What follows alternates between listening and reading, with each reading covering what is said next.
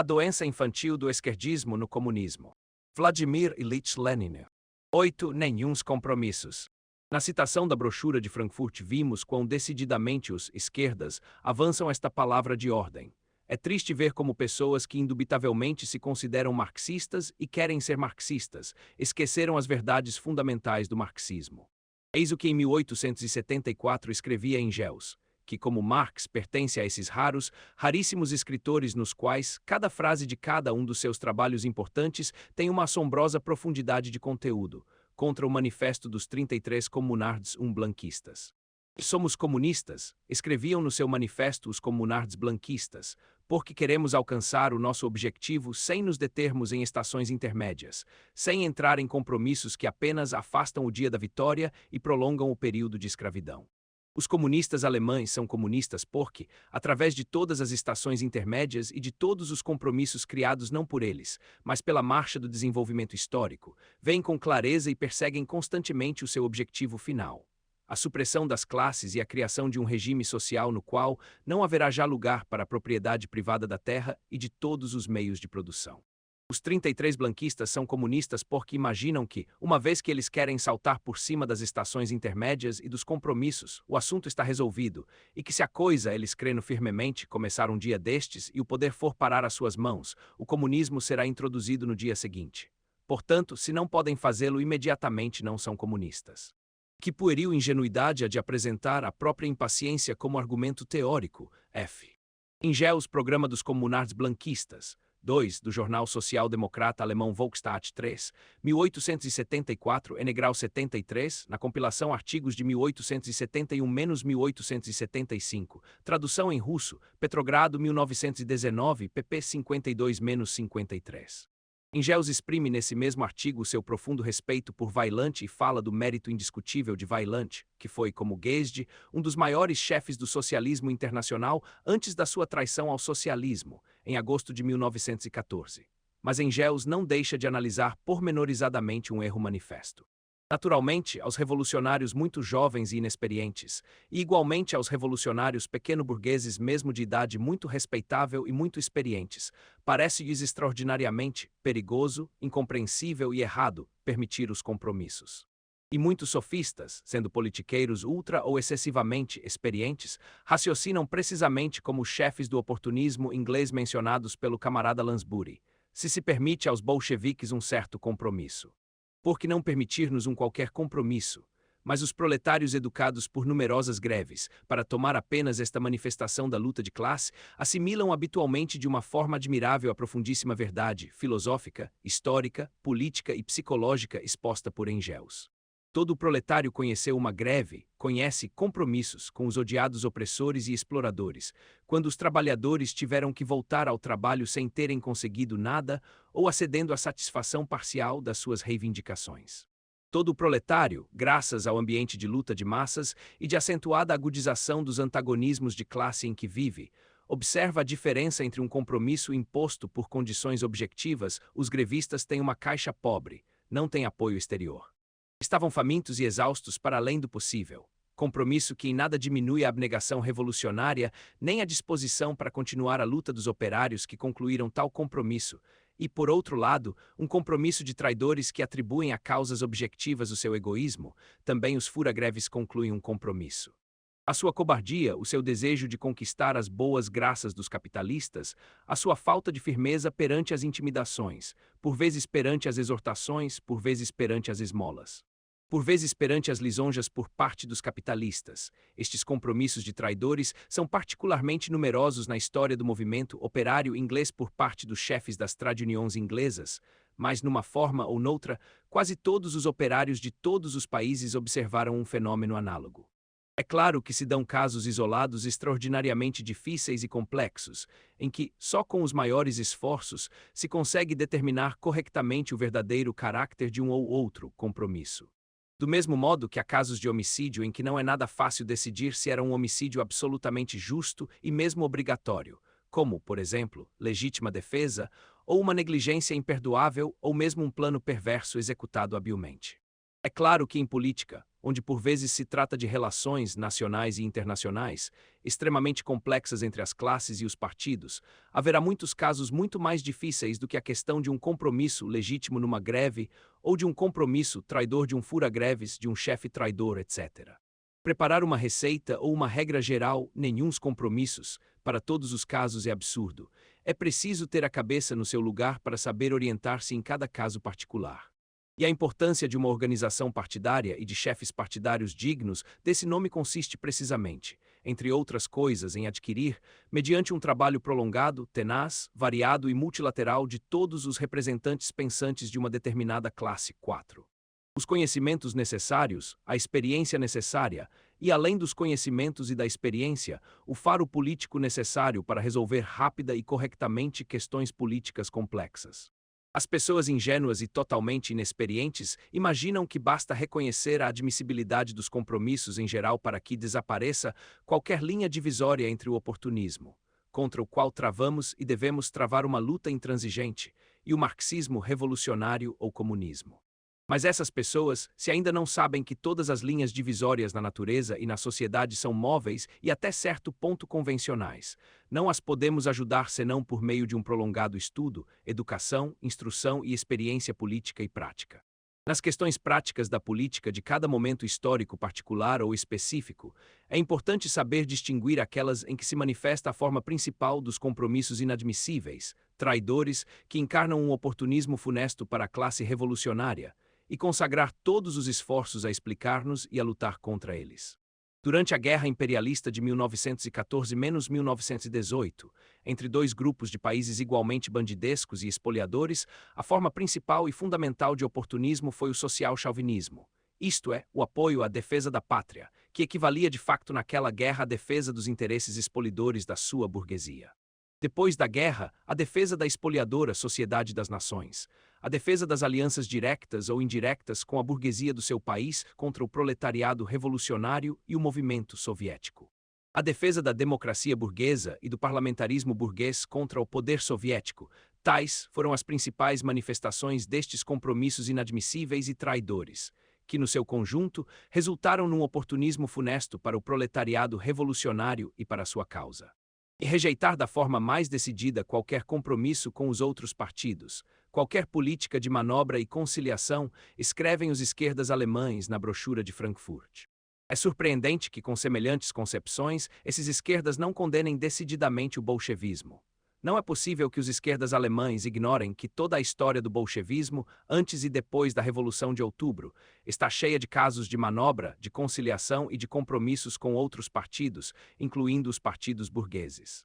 Fazer a guerra para derrubar a burguesia internacional, uma guerra 100 vezes mais difícil, prolongada e complexa do que a mais encarniçada das guerras habituais entre Estados, e renunciar nestas condições a manobrar.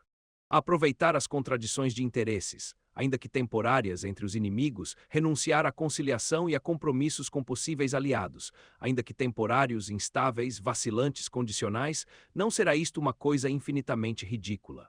Não será isto como se, na difícil ascensão de uma montanha inexplorada e ainda inacessível, renunciássemos de antemão a fazer zigue-zagues de vez em quando, a retroceder de vez em quando, a abandonar a direção escolhida a princípio para experimentar direções diferentes. E pessoas tão pouco conscientes e tão inexperientes, ainda se isso se explicasse pela sua juventude. O próprio Deus ordenou à juventude que dissesse durante um certo tempo semelhantes disparates, puderam ser apoiadas direta ou indiretamente, franca ou veladamente, integral ou parcialmente, pouco importa, por alguns membros do Partido Comunista Holandês. Depois da primeira revolução socialista do proletariado, depois do derrubamento da burguesia num país, o proletariado deste país continua a ser durante muito tempo mais fraco que a burguesia, devido simplesmente às suas imensas relações internacionais e em virtude da espontânea e constante restauração e renascimento do capitalismo e da burguesia pelos pequenos produtores de mercadorias do país que derrubou a burguesia. Só se pode vencer um inimigo mais poderoso pondo em tensão todas as forças e aproveitando obrigatoriamente com o maior zelo, cuidado, prudência e habilidade qualquer brecha, mesmo a mais pequena entre os inimigos, qualquer contradição de interesses entre a burguesia dos diferentes países, entre os diferentes grupos ou categorias da burguesia no interior de cada país. Há que aproveitar igualmente qualquer possibilidade, mesmo a mais pequena, de conseguir um aliado de massas, ainda que temporário, vacilante, instável, pouco seguro, condicional. Quem não compreendeu isto não compreendeu nem uma palavra de marxismo nem de socialismo científico, contemporâneo em geral. Quem não provou na prática, durante um período de tempo bastante considerável e em situações políticas bastante variadas, a sua habilidade para aplicar esta verdade na vida, não aprendeu ainda a ajudar a classe revolucionária na sua luta para libertar dos exploradores toda a humanidade trabalhadora. E isto é aplicável igualmente ao período antes e depois da conquista do poder político pelo proletariado. A nossa teoria não é um dogma, mas um guia para a ação, diziam Marx e Engels 5, e o maior erro, o maior crime de marxistas encartados como Karl Kautsky, Otto Bauer e outros, consiste em não terem compreendido isto, em não terem sabido aplicá-lo nos momentos mais importantes da revolução do proletariado. A ação política não é o passeio da Avenida Nevsky, o passeio limpo, largo e liso da rua principal de Petersburgo, absolutamente rectilínea, já dizia N.G. Chernyshevsky, 6, o grande socialista russo do período pré-marxista. Desde a época de Chernyshevsky, os revolucionários russos pagaram com inumeráveis vítimas o facto de ignorarem ou esquecerem esta verdade. Há que conseguir a todo custo que os comunistas de esquerda e os revolucionários da Europa Ocidental e da América dedicados à classe operária não paguem tão caro como os russos atrasados à assimilação desta verdade. Os sociais-democratas revolucionários russos aproveitaram repetidas vezes antes da queda do tsarismo os serviços dos liberais burgueses. Isto é, concluíram com eles inumeráveis compromissos práticos e em 1901-1902, ainda antes do nascimento do bolchevismo, a antiga redação do Iskra. Dessa redação faziam parte Plekhanov, Axelrod, Zasulich, Martov. Potresov e eu, concluiu, é certo que não por muito tempo uma aliança política formal com Struve VII, chefe político do liberalismo burguês, sabendo ao mesmo tempo travar sem interrupções a luta ideológica e política mais implacável contra o liberalismo burguês e contra as menores manifestações da sua influência no seio do movimento operário. Os bolcheviques praticaram sempre essa mesma política. Desde 1905 defenderam sistematicamente a aliança da classe operária com o campesinato contra a burguesia liberal e o tsarismo, sem nunca se negarem, ao mesmo tempo, a apoiar a burguesia contra o tsarismo, por exemplo. Na segunda etapa das eleições ou no segundo escrutínio, 8, e sem interromper a luta ideológica e política mais intransigente contra o Partido Camponês Revolucionário Burguês, os socialistas revolucionários, desmascarando-os como democratas pequeno-burgueses que se incluíam falsamente entre os socialistas. Em 1907, os bolcheviques concluíram por pouco tempo um bloco político formal com os socialistas revolucionários para as eleições para a Duma. Com os mencheviques estivemos formalmente durante vários anos, desde 1903 até 1912, num partido social-democrata único, sem nunca interromper a luta ideológica e política contra eles como portadores da influência burguesa no proletariado e como oportunistas. Durante a guerra concluímos um determinado compromisso com os kautskistas, os mencheviques de esquerda Martov e uma parte dos socialistas revolucionários, Chernov Natanson, tendo estado juntamente com eles em Zimmerwald e Quintal 9 e publicando manifestos conjuntos. Mas nunca interrompemos nem enfraquecemos a luta política e ideológica contra os kautskistas, os Martov e os Chernov. Natanson morreu em 1919, sendo um comunista revolucionário populista, 10 muito próximo de nós e quase solidário conosco. No próprio momento da Revolução de Outubro concluímos um bloco político não formal, mas muito importante e que teve muito êxito com o campesinato pequeno-burguês, adoptando integralmente, sem uma única alteração, o programa agrário socialista revolucionário, isto é, concluímos um indubitável compromisso para provar aos camponeses que não queríamos impor-nos a eles, mas chegar a um acordo com eles. Ao mesmo tempo, propusemos e pouco depois realizámo-lo um bloco político formal com a participação no governo aos socialistas revolucionários de esquerda, que romperam este bloco depois da conclusão da Paz de Brest e depois, em julho de 1918, chegaram à insurreição armada contra nós e mais tarde à luta armada contra nós. Compreende-se por isso que os ataques dos esquerdas alemães ao cessar do Partido dos Comunistas na Alemanha por admitir a ideia de um bloco com os independentes, Partido Social-Democrata Independente da Alemanha, os kautskistas, nos pareçam absolutamente destituídos de seriedade e manifestamente demonstrativos da posição errada dos esquerdas. Na Rússia existiam também mencheviques de direita, que entraram no governo de Kerensky, correspondentes aos Scheidemann alemães, e mencheviques de esquerda, Martov, que se encontravam em oposição aos mencheviques de direita e correspondiam aos kautskistas alemães. Em 1917 observamos claramente a passagem gradual das massas operárias dos mencheviques para os bolcheviques. No Congresso dos Sovietes de toda a Rússia, em junho de 1917, tínhamos ao todo 13%. A maioria pertencia aos socialistas revolucionários e aos mencheviques. No segundo Congresso dos Sovietes, 25x, 1917, velho estilo, tínhamos 51% dos votos. Porque aqui na Alemanha a mesma propensão, inteiramente idêntica, dos operários para passarem da direita para a esquerda conduziu, não ao fortalecimento imediato dos comunistas, mas de início ao do partido intermédio dos independentes. Se bem que este partido não tenha tido nunca nenhumas ideias políticas próprias, nenhuma política própria, e apenas tenha vacilado entre Scheidemann e os comunistas. Evidentemente que uma das causas foi a tática errada dos comunistas alemães, os quais devem reconhecer este erro honestamente e sem receio e aprender a corrigi-lo.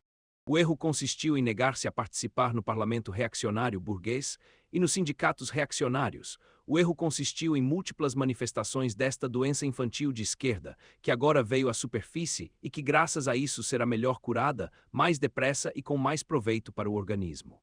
O Partido Social Democrata Independente alemão carece visivelmente de homogeneidade, a par dos velhos chefes oportunistas, Kautsky e Uferdin, e aparentemente em medida considerável Crispien, Ledebour e outros, que demonstraram a sua incapacidade para compreender o significado do poder soviético e da ditadura do proletariado, a sua incapacidade para dirigir a luta revolucionária deste último.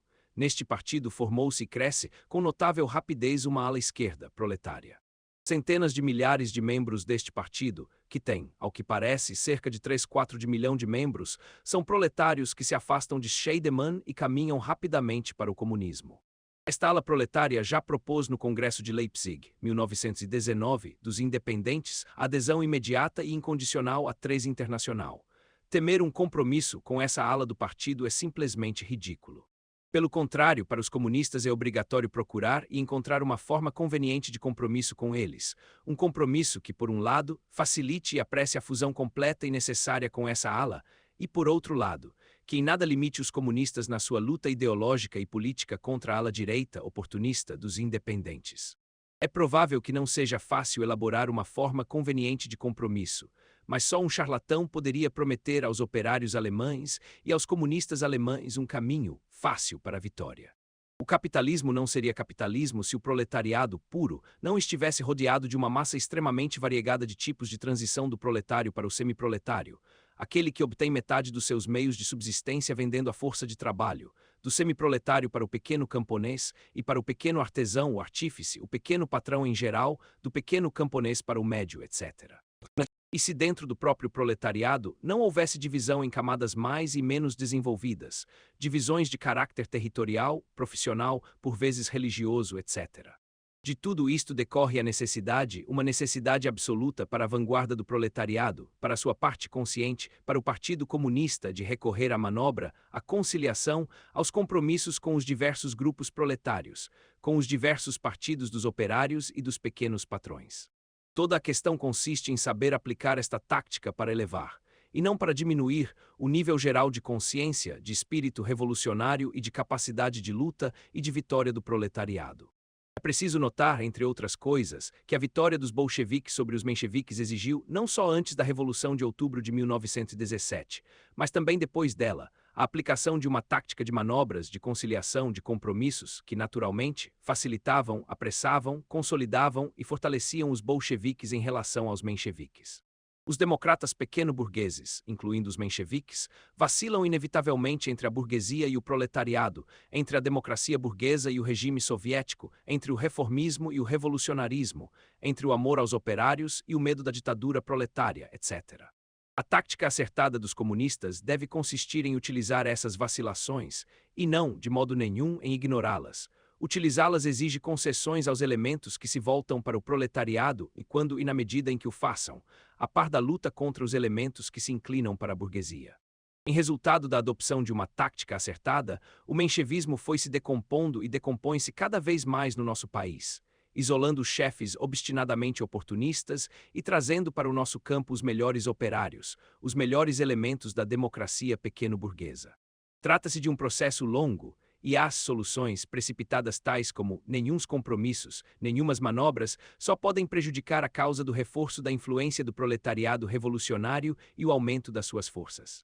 Enfim, um dos indubitáveis erros dos esquerdas na Alemanha consiste na sua insistência rígida em não reconhecer a Paz de Versalhes. Quanto maiores são a gravidade e a importância, o tom decidido e sem apelo com que formula esta concepção, por exemplo, K. Horner, tanto menos inteligente parece. Não basta renunciar aos gritantes absurdos do bolchevismo nacional, Laufenberg e outros, que, nas condições atuais da Revolução Proletária Internacional, chegou ao ponto de falar da formação de um bloco com a burguesia alemã para a guerra contra a Entente.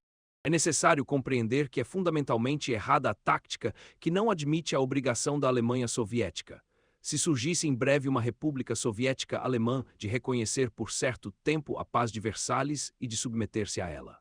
Daqui não se segue que os independentes tiveram razão ao avançar, quando no governo se encontravam os Scheidemann, quando ainda não tinha sido derrubado o poder soviético na Hungria, quando ainda não estava excluída a possibilidade de uma ajuda da Revolução Soviética em Viena para apoiar a Hungria soviética, ao avançar, nas condições de então, a reivindicação de subscrever a Paz de Versalhes.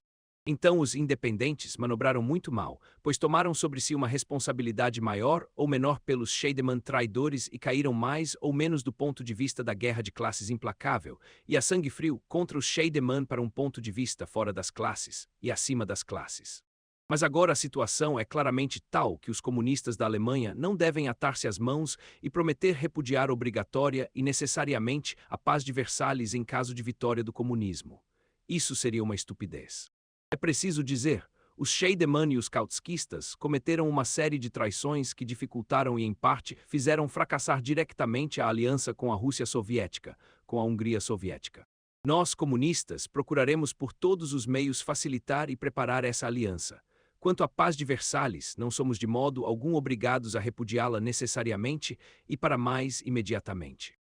A possibilidade de a repudiar com êxito depende não só dos êxitos alemães, mas também internacionais do movimento soviético. Este movimento foi dificultado pelos Scheidemann e pelos kautskistas, nós ajudámo-lo. Eis o fundo da questão, eis a diferença radical.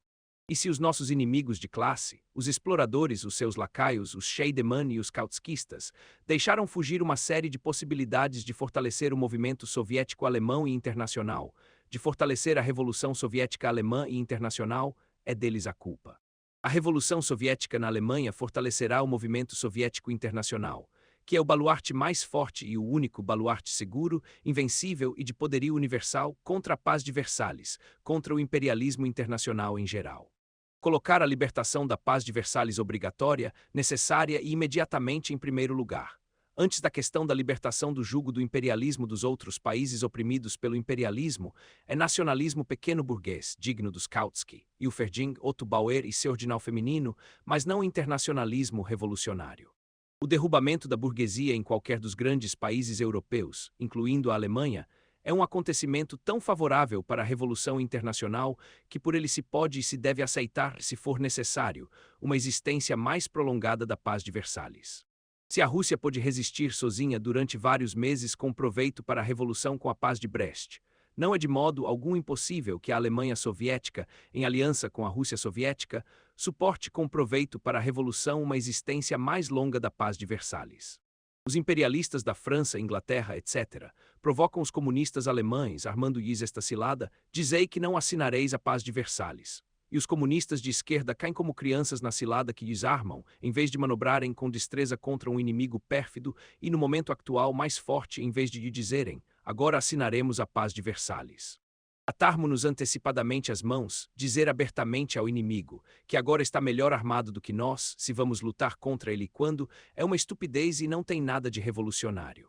Aceitar o combate quando é manifestamente vantajoso para o adversário e não para nós, é um crime, e de nada servem os políticos da classe revolucionária que não sabem executar manobras, conciliação, compromissos, a fim de evitar uma batalha seguramente desfavorável.